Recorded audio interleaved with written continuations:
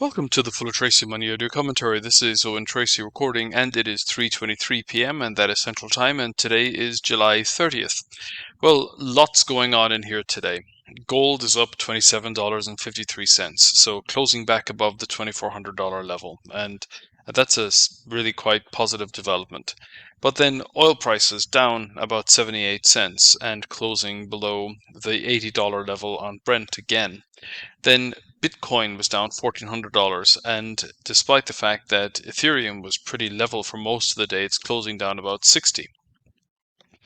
Then European stock markets were mostly in positive territory. The Nikkei was up very modestly in Asia, but then China's markets remain under pressure. The Hang Seng was down about 1.3%, and the CSI 300 down about 2/3%. Australia's was down moderately as well.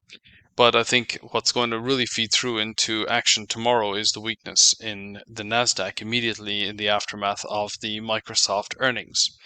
And primarily, it was that revenue was pretty much on point and that it met expectations, give or take. But the fact is that the cloud computing sector and the Azure part of the company hasn't been growing as quickly as everyone wanted to see. And I think that is purely down to a massive investment in artificial intelligence and the slow rollout of products that can be based upon it. And I think this is going to be a significant factor in how people view all of this money that's been spent, because we're talking about hundreds of billions that have been committed to build out of AI infrastructure and not really much to show for it. And I think that is something that investors are starting to get a little bit antsy about, that we're still in an environment where interest rates are high.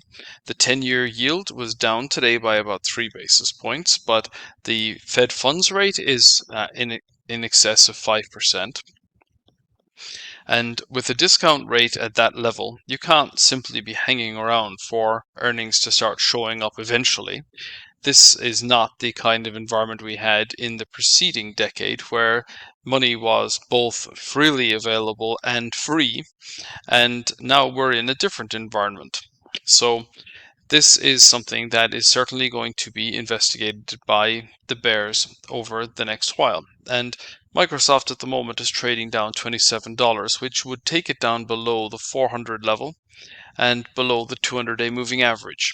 And the share has not traded below the 200-day moving average since the beginning of 2023. So it's a significant development. Now we're certainly pulling back down through the underlying trading range. This is already a larger reaction than we've seen in the course of this move higher since the end of 2022.